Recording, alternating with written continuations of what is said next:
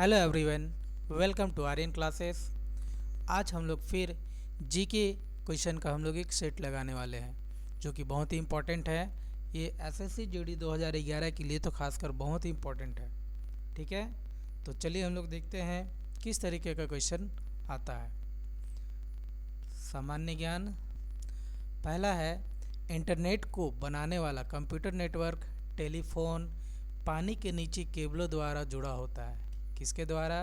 Email के द्वारा, ई पुस्तकें के द्वारा, पब्लिक टेलीफोन बूथ के द्वारा या फिर उपग्रहों द्वारा। तो इसका जो आंसर होगा ना, जी हाँ, ये आंसर होगा उपग्रहों द्वारा।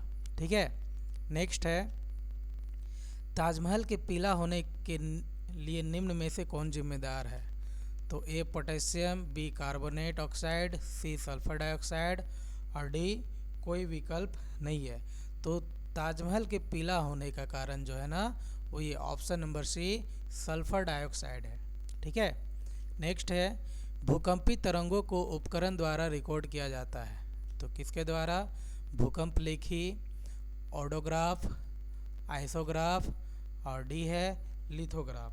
तो इसका जो आंसर होगा ना, ये होगा भूकंप लेखी। भूकंप लेखी द्वारा रिकॉर्ड किया जाता है। ठीक है, नेक्स्ट है, पृथ्वी की गुरुत्व त्वरण जी का मान क्या है?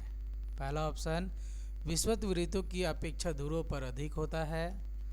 दूसरा ऑप्शन, विषुवत की अपेक्षा ध्रुवों पर कम होता है। तीसरा ऑप्शन, दक्षिण ध्रुव की तुलना में उत्तरी ध्रुव पर अधिक होता है। और चौथा ऑप्शन, उत्तरी ध्रुव की तुलना में दक्षिणी ध्रुव पर अधिक होता है। ठीक है, तो इसके लिए जो आंसर होगा ना, ये होगा विषुवत वृत्त की अपेक्षा ध्रुवों पर अधिक होता है। ठीक है, नेक्स्ट है, किस विद्युतीय पदार्थ का प्रतिरोधक ओम में कितना होगा? ठीक है, किसी विद्युत पदार्थ का प्रतिरोधक ओम में कितना होगा यदि उसमें से 0 से 2 धारा प्रवाहित होती है और विभवांतर 8 भी है। ठीक है, तो इसका कैलकुलेशन होता है। कैलकुलेशन के अकॉर्डिंग ये साइंस का क्वेश्चन है। हम फिलहाल इसका आंसर बता दे रहे हैं। ऑप्शन है number A 40, number B 1.6, number C 80, number D 3.2। तो आप कैलकुलेट कीजिएगा। कैलकुलेट पे इसका आपको मिलेगा ऑप्शन नंबर ए 40 होगा। ठीक है, नेक्स्ट क्वेश्चन, वातावरण की कौन सी परत ओजोनस्फीयर भी कहलाती है?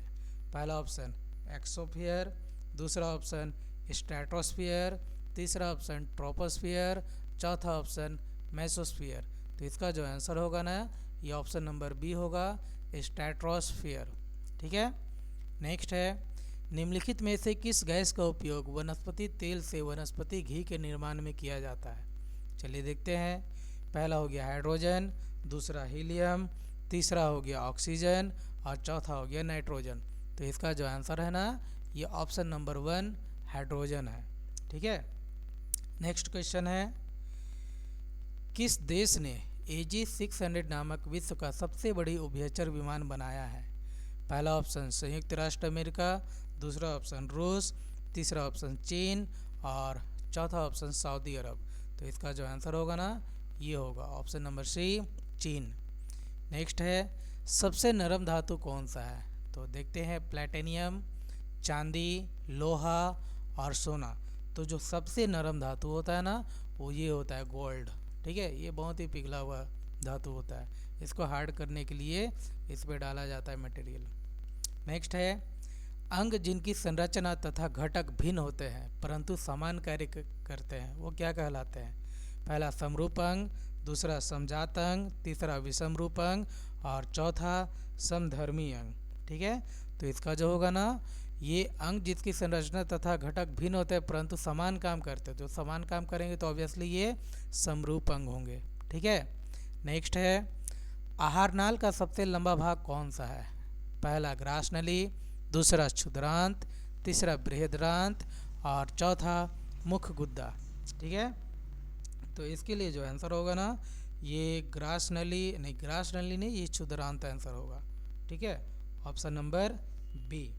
नेक्स्ट हम लोग करते हैं, भारतीय संसद को कम से कम मिलना चाहिए, कितना मिलना चाहिए भाई? तो भारतीय संसद को कम से कम वर्ष में एक बार वर्ष में 2 बार, वर्ष में 3 बार, वर्ष में 4 बार। ये क्वेश्चन थोड़ा सा अधूरा है, इसलिए आप इस क्वेश्चन को नहीं बनाइएगा ना। क्वेश्चन यहाँ पे लिखा हुआ है भारतीय संसद को कम से कम मिलना चाहिए। क्या मिलना चाहिए इसके बारे में तो पता नहीं ना है, तो इसलिए हम लोग इसको ऐसे करके लॉक कर दे रहे हैं। ठीक है, नेक्स्ट देखते हैं। राज्यसभा के सदस्य बनने के लिए व्यक्ति की न्यूनतम योग्यता क्या है? पहला है वह भारतीय नागरिक होना चाहिए, ये तो सही है। वह दिवालिया घोषित नहीं होना चाहिए।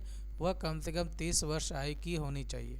ठीक है, तो इसका जो आंसर होगा ना वो आपका होगा 1, 2 दोनों। दिवालिया घोषित ये ज़रूरी नहीं है, दिवालिया नहीं होना चाहिए, तो दिवालिया ना होने के केवल में ये ऑप्शन नंबर सी में आता है। ठीक है, तो 38 का जो होगा ना ये ऑप्शन नंबर सी हो जाएगा कि वह भारतीय नागरिक होना चाहिए और कम से कम 30 वर्ष की आयु का होना चाहिए।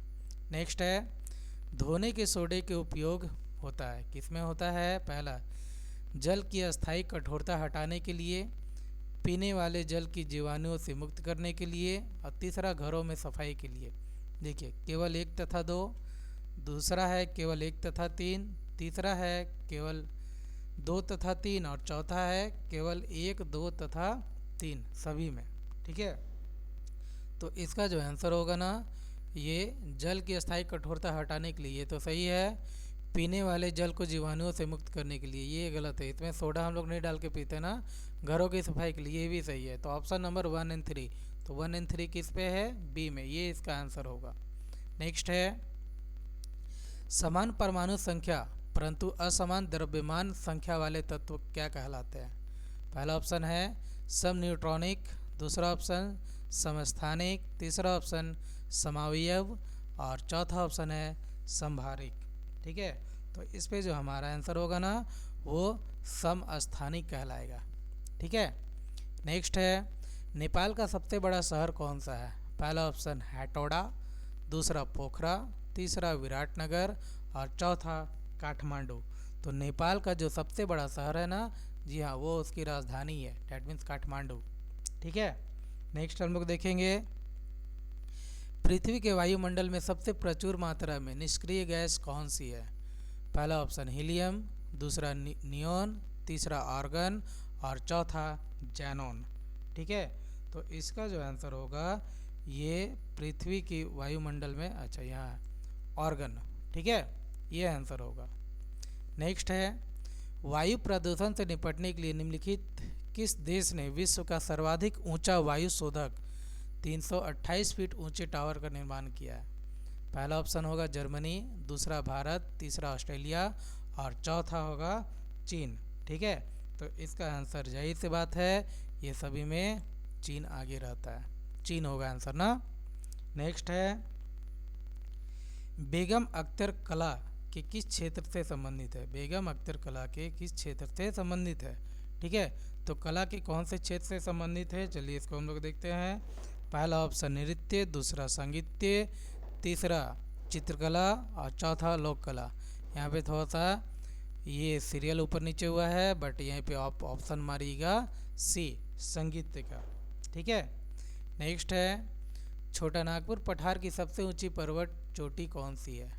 पहला धूपगढ़, दूसरा पंचमढ़ी, तीसरा पारसनाथ और चौथा महाबलेश्वर।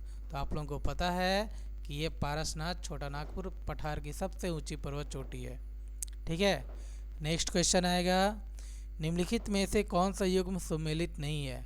पहला ऑप्शन एटेना इटली, दूसरा फ्यूजियामा जापान, तीसरा पोपा म्यांमार और चौथा क्राकटाओ मलेशिया। ठीक है, तो इसके लिए जो आंसर होगा ना ये ऑप्शन नंबर डी होगा, क्राकटाओ मलेशिया।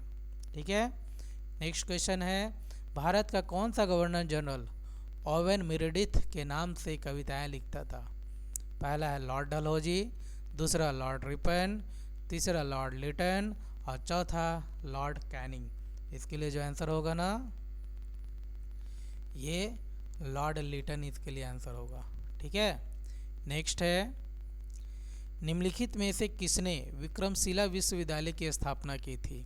पहला देवपाल, दूसरा धर्मपाल, तीसरा गोपाल और चौथा देवपाल द्वितीय।